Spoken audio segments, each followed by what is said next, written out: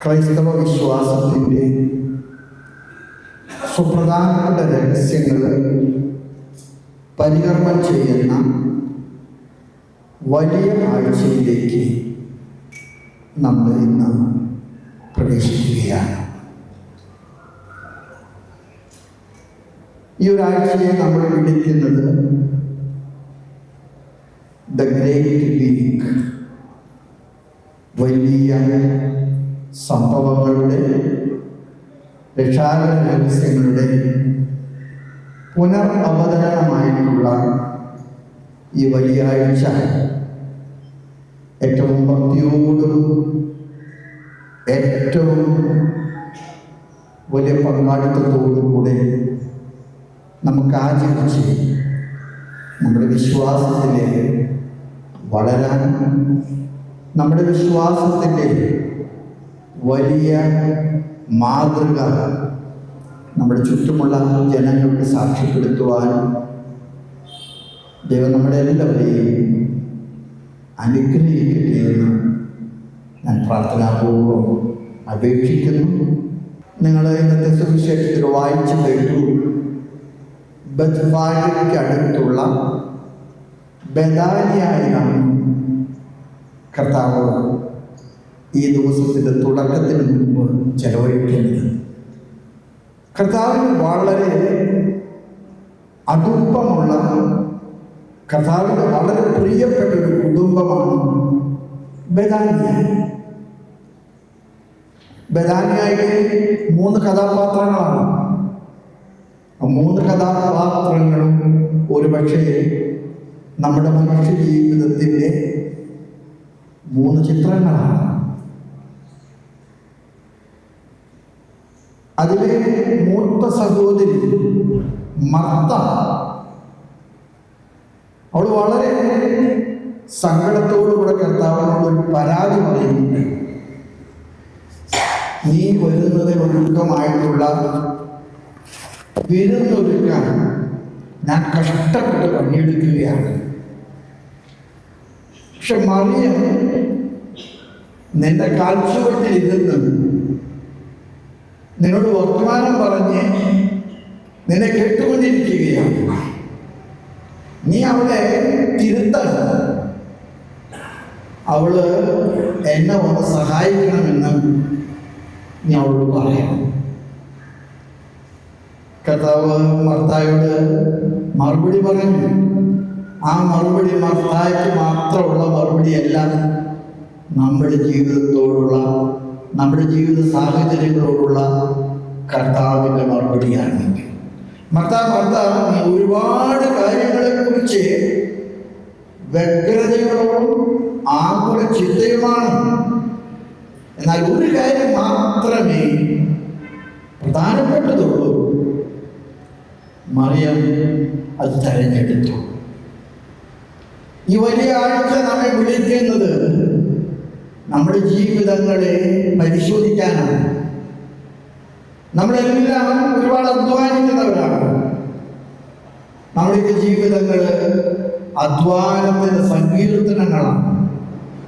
പക്ഷെ ഈ അധ്വാനത്തിൻ്റെ നടുവിൽ പോലും ചിലപ്പോഴൊക്കെ നമ്മൾ പറയാറില്ലേ, കുർബാന കാണാൻ പോകണമെന്ന് ആഗ്രഹമുണ്ട്, പക്ഷെ സമയം കിട്ടാത്തത് കൊണ്ടാണ്. സമയം ദൈവത്തിനെ നൽകാൻ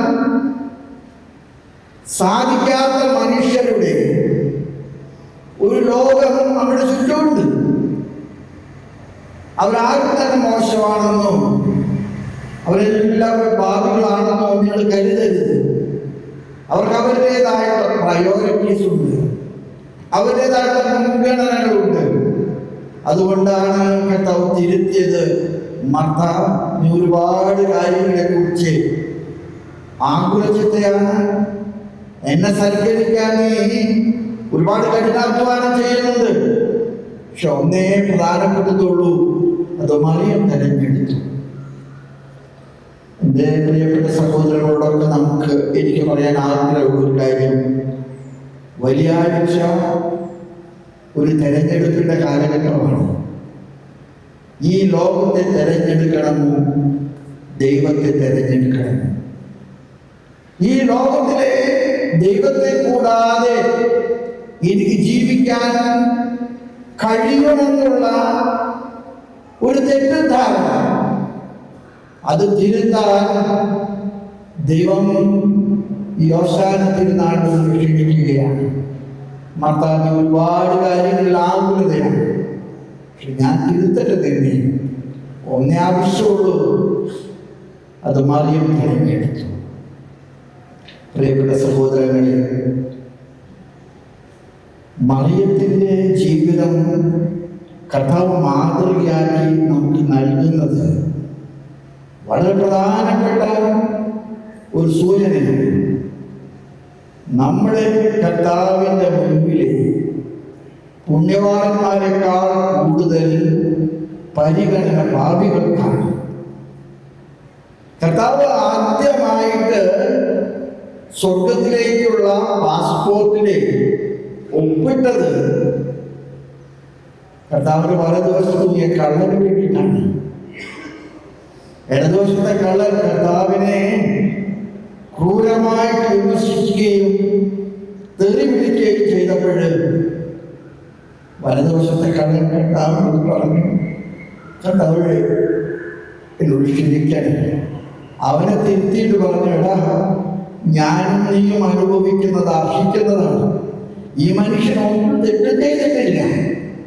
ആ തിരുത്താൻ വലതുവശത്ത് കിടന്ന നല്ല കള്ളൻ കാണിച്ച ഒരു മാതൃക നമ്മുടെ ജീവിതത്തിലെ നമുക്കൊരു പാഠമാണ്.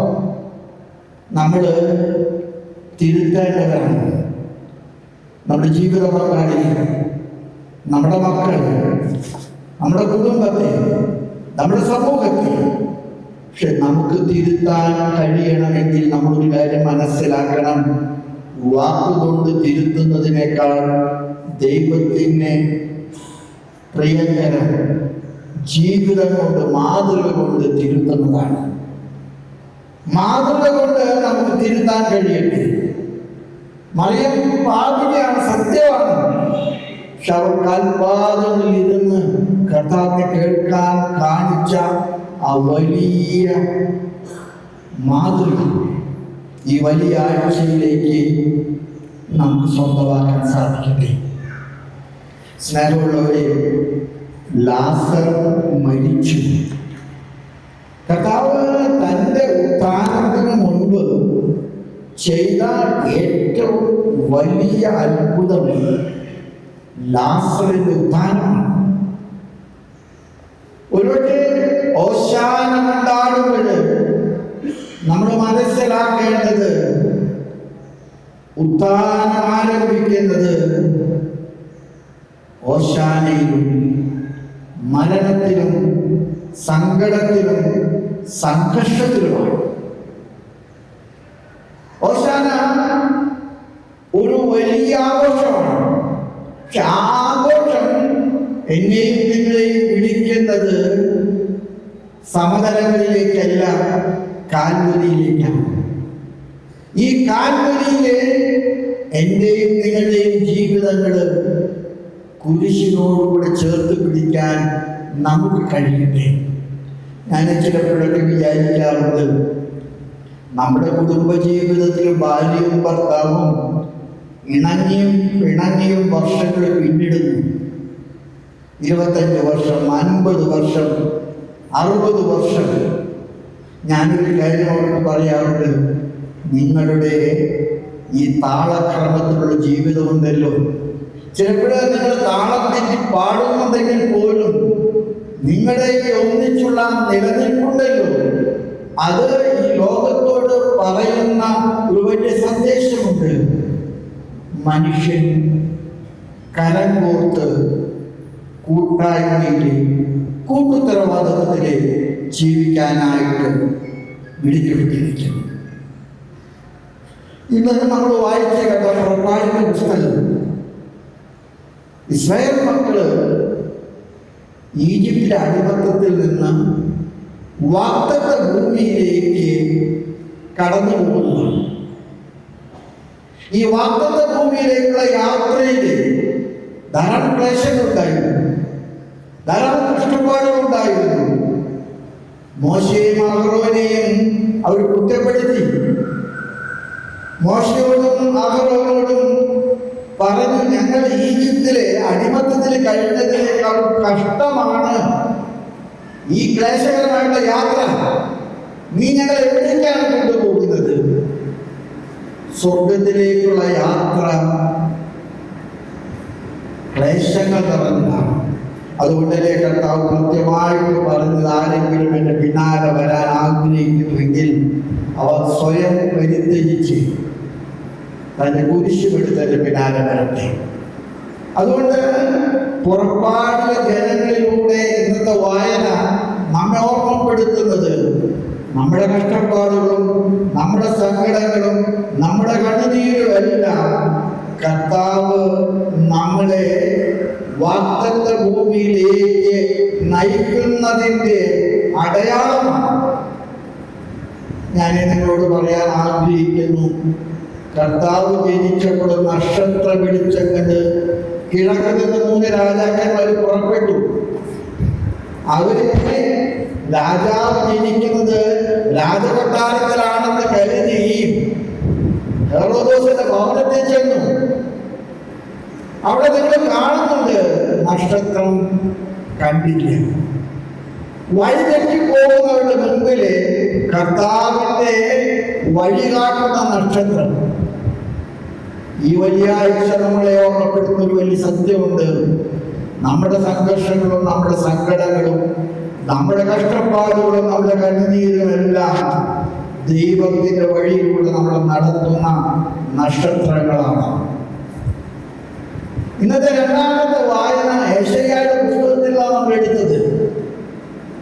യെശയ്യാ ജനത്തോട് പറയുകയാണ്, നിങ്ങളുടെ കഷ്ടപ്പാടുകള് ദൈവം കണ്ടു. ഞാൻ നിങ്ങളോട് പറയുന്നു, നിങ്ങളുടെ കഷ്ടപ്പാടുകൾ ദൈവത്തിന്റെ ശിക്ഷയല്ല, ദൈവം ഒരുക്കുന്ന വഴികളുടെ സങ്കീർത്തനമാണ്.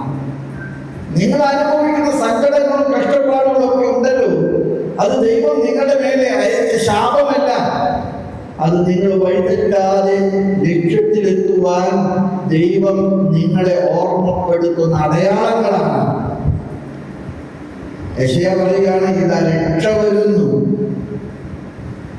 ഇതാ അവിടുത്തെ പ്രതിഫലം നിങ്ങൾ കാണുന്നു, രക്ഷയുടെ കവാടത്തിൽ നിങ്ങൾ നിൽക്കുന്നു. എന്നിട്ട് യെശയ്യാ പറയുകയാണ്, രക്ഷ സുഖസൗകര്യങ്ങളുടെ വർധനവല്ല, സങ്കടങ്ങളുടെയും കഷ്ടപ്പാടുകളുടെയും സങ്കീർത്തനമാണ്. അതുകൊണ്ട് വലിയ ആഴ്ചയിൽ പ്രവേശിക്കുമ്പോൾ നമ്മുടെ കുടുംബങ്ങളുടെ ദുഃഖങ്ങളും നമ്മുടെ സമൂഹത്തിൽ നമ്മൾ നേരിടുന്ന പ്രതിസന്ധികളൊക്കെ തന്നെ നാശത്തിന്റെ അടയാളങ്ങളല്ല, രക്ഷയുടെ അടയാളങ്ങളാണെന്ന് നമ്മൾ തിരിച്ചറിയുക. ഇന്നത്തെ മൂന്നാമത്തെ വായന അപ്പോസ്തലനായ പൗലോസ് ഗലാത്യയിലെ സഭയ്ക്ക് എഴുതിയ 4-ാമത്തെ അധ്യായം 12 തൊട്ട് 20 വരെയുള്ള വചനങ്ങളാണ്.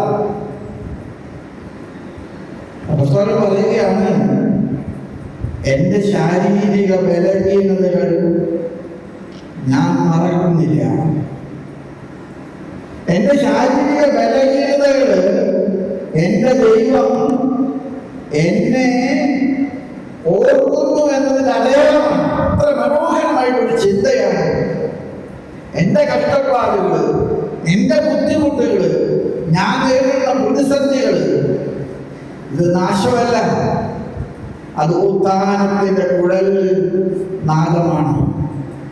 ഉത്തരന്റെ വിജയത്തിന്റെ കൊടിയുടെ കൂട്ടുപങ്കാളിത്തമാണ്. അപ്പോസ്തലൻ ഗലാത്യയിലെ സഭയോട് എത്ര മനോഹരമായിട്ടാണ് പറയുന്നത്, അവൻ എനിക്ക് നൽകുന്ന സങ്കടങ്ങളും സംഘർഷങ്ങളും രൂപാന്തരീകരണത്തിന്റെ അടയാളമാണ്. Every suffering is a transformation. എന്റെ പ്രിയപ്പെട്ട സഹോദരങ്ങളൊക്കെ എനിക്ക് പറയാറുണ്ട്, ക്രിസ്തുമതം നമുക്ക് നൽകുന്നത് സന്തോഷമാണ്. ആ സന്തോഷത്തിന്റെ പ്രസവ വേദനയാണ് നമ്മുടെ ദുഃഖങ്ങളും നമ്മുടെ സങ്കടനങ്ങളും നമ്മുടെ സംഘർഷങ്ങളൊക്കെ. ഞാൻ ചിലപ്പോഴൊക്കെ വിചാരിക്കാറുണ്ട്, നമ്മുടെ സഭ കടന്നു പോകുന്ന ഒരു വലിയ പ്രതിസന്ധി. പക്ഷെ എനിക്കൊരിക്കലും നിരാശ തോന്നിയിട്ടില്ല. നമ്മുടെ ഈ ബസ്സിലിക്ക പോലും നമ്മൾ ആഗ്രഹിക്കുന്നത് പോലെ നമുക്ക് ചെയ്യാൻ പറ്റാതെ ഉണ്ടാകുന്ന ബുദ്ധിമുട്ട്. ഇവിടെ നിങ്ങൾ മനസ്സിലാക്കേണ്ട ഒരു സത്യമുണ്ട്. ദൈവം നമ്മെ നടത്തുന്ന വഴികളിലെ സങ്കടങ്ങളും സംഘർഷങ്ങളും ഒക്കെ തന്നെ ദൈവം നമ്മെ മറന്നതിൻ്റെ അടയാളമല്ല, ദൈവം നമ്മെ ഓർക്കുന്നതിൻ്റെ അടയാളമാണ്. ദൈവം നമ്മെ മറന്നു പോയിട്ടില്ല എന്ന് നമ്മളെ ഓർമ്മപ്പെടുത്തുന്നതിൻ്റെ അടയാളമാണ്. ലൂക്കായുടെ സുവിശേഷം 19-ാമത്തെ അധ്യായത്തിലെ 25 തുടങ്ങി 40 വരെയുള്ള വചനങ്ങളാണ് ഇന്ന് നമ്മൾ സുവിശേഷത്തിൽ വായിച്ചു കേട്ടത്. എത്ര മനോഹരമായിട്ടുള്ള ഒരു സുവിശേഷമാണിത്. കർത്താവിനെ ആഘോഷമായിട്ട് ജെറൂസലേമിലേക്ക് പോകാൻ ആഗ്രഹിച്ചു.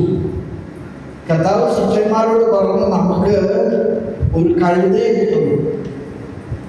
ഇതൊരാരും കഴുതിയിട്ടില്ലാത്തൊരു കഴുതയെ കിട്ടുന്നു. നിങ്ങൾ ചെല്ലുമ്പോൾ ഒരു വീടിന്റെ മുന്നിൽ ഒരു കഴുതക്കുട്ടിയെ കെട്ടിയിട്ടിരിക്കുന്നത് കാണും. നിങ്ങളതിനെ അഴിക്കുക. അതിൻ്റെ ഉടമസ്ഥൻ നിങ്ങളോട് തർക്കിക്കാൻ വന്നാല് നിങ്ങൾ പറയണം, ഞങ്ങൾ ഇതിനെ അഴിക്കുന്നത് കർത്താവായ ഈശോ ആവശ്യപ്പെട്ട പ്രകാരമാണ്. ഇതിനെ കൊണ്ട് കർത്താവിന് ആവശ്യമുണ്ട്.